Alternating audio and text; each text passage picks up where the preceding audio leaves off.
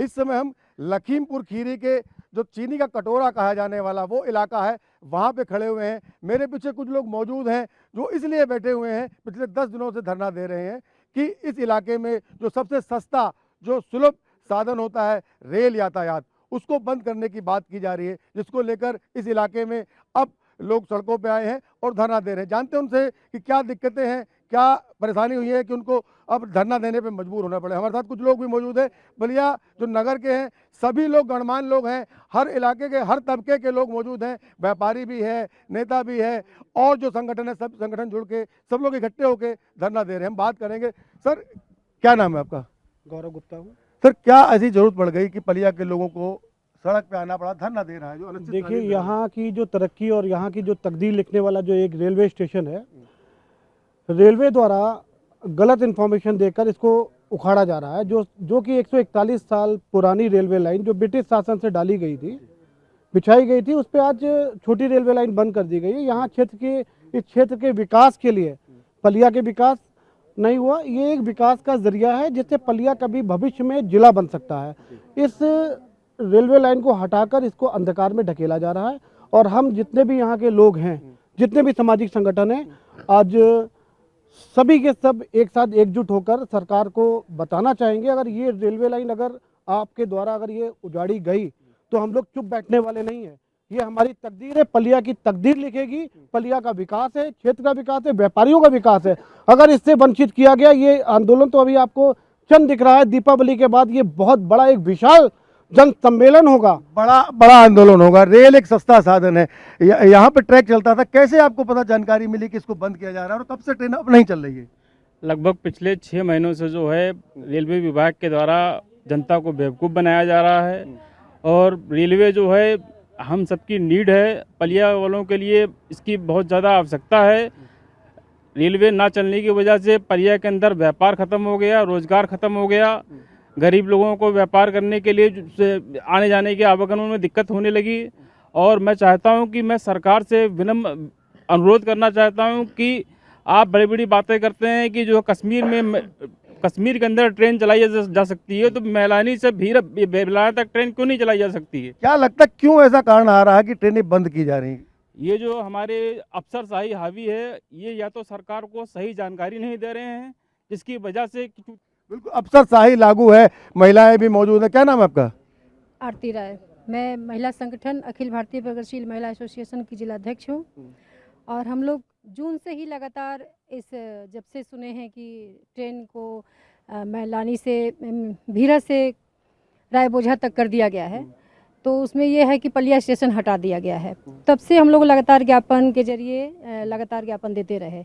उसके बाद हम लोगों ने एक विशाल प्रदर्शन भी किया।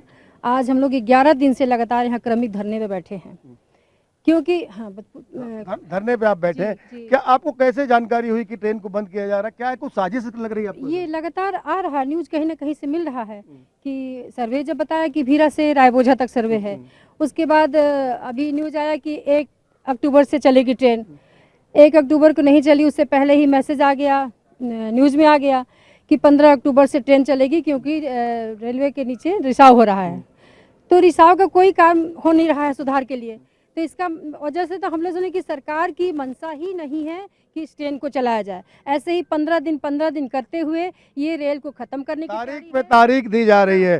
और बात जो है ये पूरी साजिश है हमारी सरकार की, जो हम लोगों ने सुना, क्योंकि कई जगह जो है जंगल के नाम पे हाथी कॉरिडोर बनाने की तैयारी चल रही है। तो चंद पूंजीपतियों के लिए इस क्षेत्र के लोगों को बर्बाद करने की तैयारी है सरकार से। ये बता देना चाहता हूँ, ये जो रेलवे लाइन यहाँ से 171 किलोमीटर की दूरी है जो उजाड़ी जा रही है, जिसमें भीरा तक आपने ले लिया है। भीरा के बाद जो बचा क्षेत्र है उसमें सरकार करोड़ों रुपए, एक नया रूट बनाएगी, उस पर करोड़ों लाखों रुपया उसका सरकार का बर्बाद होगा। जबकि पुराना है, नई टेक्नोलॉजी, AI टेक्नोलॉजी के तहत आप जानवरों को बचाने के लिए रेलवे विभाग और दुधवा जंगल फॉरेस्ट के विभाग के लोग बैठे हैं और AI नई तकनीक के समाधान निकालकर जानवर का बचाव करा जाए। और ये बहुत ही जल्दी हमारे वहाँ रेलवे लाइन स्टार्ट हो जाएगी। अगर नई रेलवे लाइन AI टेक्नोलॉजी की बात करें, क्या नाम है सर आपका? राजेश कुमार गुप्ता। मैं राजेश जी, इस इलाके में आपने सफर किया होगा? जी सर, देखिए मैं कितनी ट्रेनें चला करती थी? ट्रेनें यहाँ 4 से 6 जोड़ी चलती थी। मैं चैनल के माध्यम से बताना चाह रहा हूँ कि यहाँ के जो नीति नियंता हैं वो यहाँ की जानकारी नहीं देते हैं। असली बात क्या विधायक हो क्या सांसद, मैं खुल के बोलना चाह रहा हूँ। और केंद्र को भी बताना चाह रहा हूँ कि आप मिजोरम में ट्रेन पहुँचा रहे हैं, पहाड़ों को काट के सीना चीर के, और यहाँ के लिए आपको 171 किलोमीटर की दूरी आपको दिक्कत हो रही है लाइन बनाने में। तो इनको ये तो बनाना पड़ेगा। आज ये आंदोलन विराट रूप लेगा दिवाली के बाद, ये मैं बता देना चाह रहा हूँ शासन प्रशासन को। इस पर संज्ञान नहीं ले गया तो यहाँ बहुत बड़ा आंदोलन होगा, विराट रूप लेगा। और लोगों भी हैं, उनसे जानकारी करते हैं। क्या नाम है सर आपका? विनोद गुप्ता। आप लंबे सफर से इस इलाके में रह रहे हैं, हाँ, सफर भी करते होंगे। जी। तो एक ट्रैक हुआ करता था जो गौरी फंटा दो देशों को जोड़ता था, नेपाल को जोड़ता था, वो कब से चला था, कैसे क्या हुआ था? वो बंद किया गया। पहले चला तो बहुत पहले से, बचपन से चल रहा था, लेकिन बंद किया गया 1 जनवरी 1994 को। पहले चंदन चौकी को बंद किया गया, दुधवा जंक्शन था। उसके बाद फिर कहा कि हम गौरीफंटा चलाएंगे, अधिकारियों ने कहा। लेकिन 10 मार्च 1994 को गौरीफंटा की रेल लाइन उजाड़ दी, बंद कर दी गई। अब इनकी साजिश ये है कि ये पूरा ट्रैक खत्म कर दिया जाए। क्यों खत्म कर दिया जाए? इसलिए कहते हैं जंगली जानवरों की वजह वन जीव, दूसरा नेशनल पार्क और भी नेशनल पार्क हैं जहाँ पे रेलें चल रही हैं। और बड़ी लाइन और छोटी लाइन में सिर्फ 18 इंच का अंतर है। 9 इंच इधर 9 इंच उधर बढ़ा देने से लाइन से कोई बहुत बड़ा खतरा नहीं रहा है। फिर जहाँ हम ये कहते हैं कि पलिया से कासन ले लीजिए, जो जंगल एरिया है उसमें कासन ले लीजिए, कासन लेके बल्ला तक चलाइए। हम ठीक है सफर आधा घंटे और घंटे पहुँचेंगे, 1 घंटे पहुँचेंगे, लेकिन हमको साधन तो मिलेगा। और पलिया का क्या दुर्भाग्य है कि एक तो विधानसभा क्षेत्र, हमारे जनप्रतिनिधि विधायक माननीय सब सो रहे हैं, दर्द नहीं ना। जो MP MLA हमारे मधुर जी वो भी सो रहे हैं। हम लोग 4 महीने से मर रहे हैं सड़कों पे, मर रहे हैं। जनप्रतिनिधि नहीं काम कर रहे हैं। सर इस इलाके में कितना आदमी प्रभावित होगा अगर ट्रेन बंद होती है तो? ये हज़ारों लाखों की संख्या जो है। आपके सवाल को मैं जोड़ते हुए एक चीज़ बताना चाह रहा हूँ कि आप जैसे पूछ रहे हैं कैसे जानकारी मिली कि ये रेलवे लाइन के साथ कोई छल होने वाला है। मैं स्पष्ट कर देना चाहता हूँ, इधर का स्टेशन मैलानी और इधर का लास्ट स्टेशन मान लीजिए बहराइच या नानपारा, जो भी ले लीजिए। लोग इतना तो दिमाग रख रहे हैं या पॉलिसी समझ रहे हैं कि इधर मैलानी के बाद, इधर बहराइच के बाद क्या हेलीकॉप्टर के जरिए इंजन रिपेयरिंग। जी मैं कहना चाहता हूं कि मेरे को लगता है कहीं ये अंतर्राष्ट्रीय साजिश का हिस्सा तो नहीं है। भारत के किनारे के रेलवे नेटवर्क उतारना इस तरह से जैसे नेपाल में बृहद नेपाल की मांग हो रही है। आज के नेपाल के हालत ना भारत सरकार से छुपे हैं, ना हम लोगों से, यहाँ के सीमांत क्षेत्र में रहने वाले नागरिकों से छुपे हुए हैं। तो मैं तो भारत सरकार को सचेत करना चाहता हूँ आपके माध्यम से कि यहाँ की जनता की सुविधाओं पे ध्यान दे। सपोज करिए कि आप यहाँ पे ना होते चीनी मिल, तो यहाँ की जनता कहाँ जाती, यहाँ का किसान कहाँ जाता? ये हमारे माओवाद आतंकवाद को बढ़ावा देने का काम है। बिल्कुल, जिस तरीके से अब लगता है कि इंटरनेशनल साजिश के तहत इसको बंद किया जा रहा है। क्या सर, क्या नाम है आपका? राजेश भारती। भारती जी, क्या इस ट्रेन को बंद होने का कारण क्या है, क्या समस्याएं आ रही, क्यों कि मैलानी नानपारा प्रखंड का जो अमान परिवर्तन है वो कराया जाए व्यापक जनहित में। ये लड़ाई केवल पलिया की नहीं है, ये लड़ाई हमारी नानपारा से लेके और यहाँ तक की। और दूसरी बात मैं आज आपको बता दूं, सरकार भी सुन ले, ये बिहार का चुनाव प्रभावित करेगा।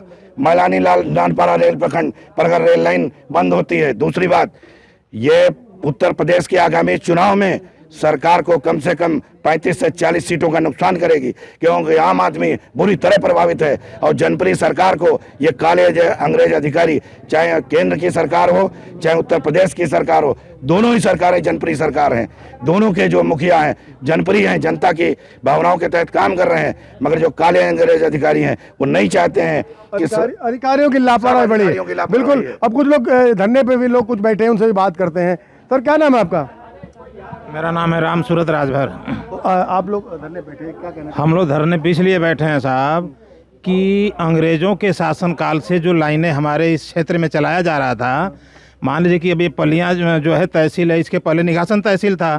दोनों तहसील को मिला के कम से कम कई हज़ारों गांव हैं और यही मेरा एक रूट था। तो इस रूट को सरकार के माध्यम से या रेलवे के माध्यम से कहीं इसको जो है कि बंद किया जा रहा है। 15 दिन बाद चलाया जाएगा, 15 दिन आ रहा है, फिर उसके 15 दिन बाद चलाया जाएगा। आज जो है कि त्योहारों में रिश्तेदारों को आना मुश्किल हो गया है, तो हम लोग कहाँ जाएंगे? सरकार अपनी मंशा अगर इस तरह से कर रही है तो न करे, इस क्षेत्र को बर्बाद न करे। इस क्षेत्र को बर्बाद ना। क्या नाम है आपका? रवि प्रताप सिंह। क्या कहना चाहेंगे रवि जी? सर हम यही कहना चाहेंगे कि सैकड़ों साल से ये रेलवे चल रहा था और तब और ज़्यादा जंगल था जब इस इलाके को बसाया गया था। पूर्वांचल से ला करके हम लोगों के बाप दादाओं को यहाँ सरकार ने बसाया था, तब और ज़्यादा जंगल था। तब ऐसी कोई समस्या नहीं थी कि सरकार इस रेलवे को बंद करे। और हम लोग यहाँ से 55 रुपया से लेके और 95 रुपये तक हम लोग देवरिया गोरखपुर तक पहुँच जाते थे। आज सरकार ये रेलवे बंद कर रही है, जिसके वजह से आम आदमी को, गरीब आदमी को 600 रुपया 700 रुपया दे करके प्राइवेट बसों से हम लोगों को धक्के खाते हुए जाना पड़ता है।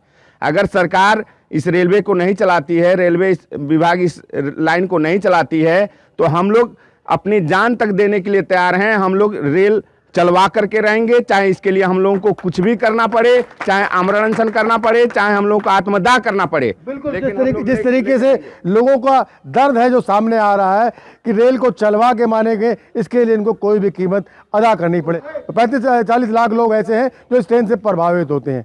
मनोज शर्मा, न्यूज़ 18, लखीमपुर खीरी।